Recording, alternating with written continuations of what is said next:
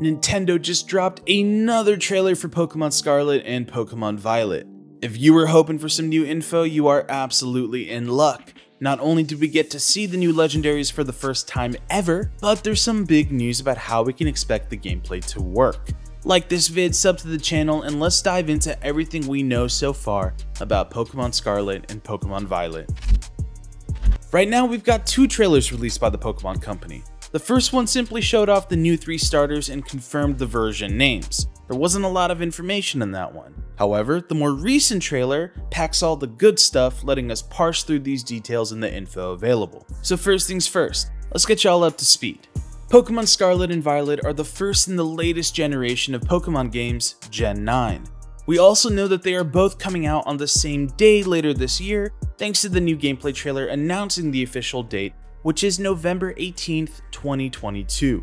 Both Scarlet and Violet will mark the return of Pokemon's classic dual version release method, like Red and Blue, Gold and Silver, all the way to the most recent Brilliant Diamond and Shining Pearl, which were remakes of Gen 4's Diamond and Pearl. The most recent Pokemon Legends Arceus strayed away from this by being a standalone mainline entry, but it looks like we're back to the typical dual version releases. This means we're definitely gonna see the return of some version exclusives. Gen 9 will also take place in a completely new region. This is expected since every new mainline Pokemon game features a new region, and they also tend to be based on real-world locations.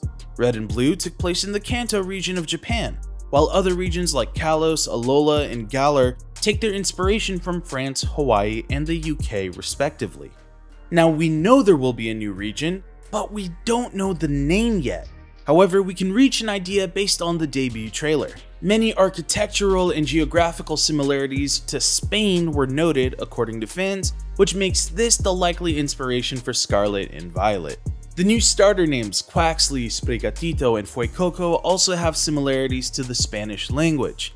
Now in the first trailer, we only saw the 3 starters, which of course fall into the classic elemental trio of grass, fire, and water. Now these typings have always had this rock, paper, scissors type balance to them, and they go all the way back to the first game, with Game Freak leaving this mostly untouched.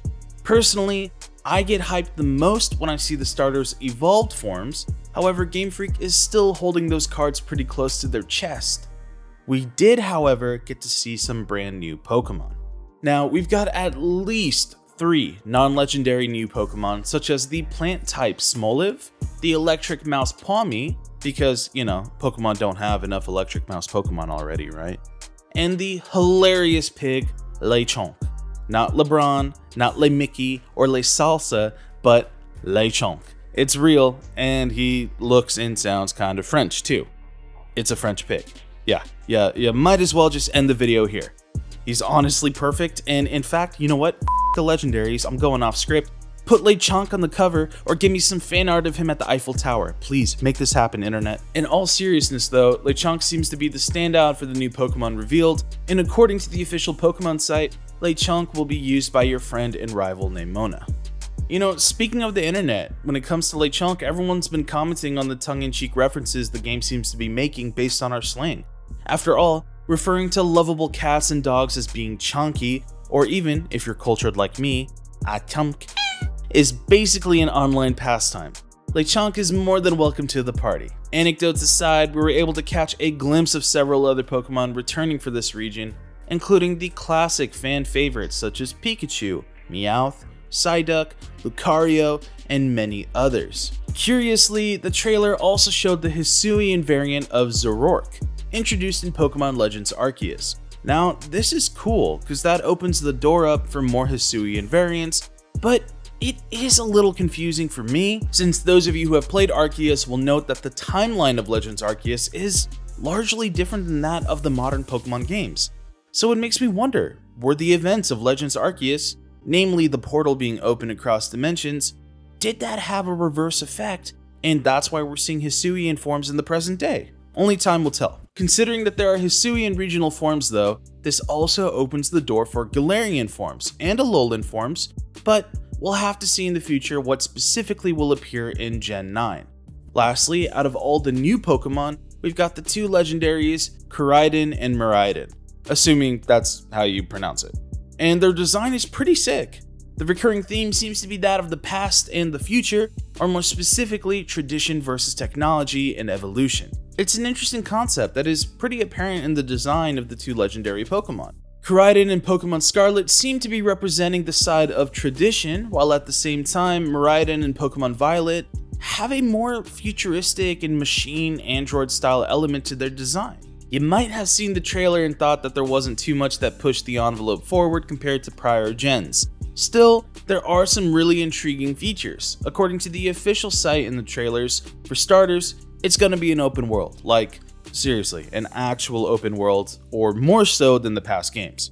Arceus was very close to this, but similarly to Sword and Shield, it had borders and loading screens between towns, which apparently won't be the case here, which sounds awesome. According to Game Freak, various towns will blend seamlessly into the wilderness without borders. You can see Pokemon in the sky, seas, forests, streets, and all over. But that's not all. To help you explore this new, large open world, Game Freak introduces multiplayer. You can play with up to 4 players and explore, which, okay, has me seriously excited. Sword and Shield did have some fun multiplayer, but only in match-made raid battles, in addition to the typical, usual one-on-one battling or trading features. Unfortunately, we don't know the nature of the open world and how online connectivity will properly work, and I am a little hesitant, but cautiously optimistic. I love Pokemon and I grew up with the series a lot, so to be able to play with my friends or colleagues that still play, yeah, it's gonna be fun no matter what. We also get to meet some new characters. One of them is your friend Nimona, an experienced trainer who will guide you throughout your adventure, and we also meet the Pokemon professors. You have Professor Sarah or Professor Turo, and for the first time, they are version exclusive. They certainly look younger and cooler than your typical Professor Oak or Rowan, and one of them even, kinda looks like... yeah. So I'm sure the overall plot of Gen 9 games will be no different than before. The professors will give you a Pokédex most likely and task you with traveling all over the region to catch or see them all and take on the Pokemon League. So now you guys have to let me know how you're feeling about the news so far. Are y'all Team Sprigatito like me?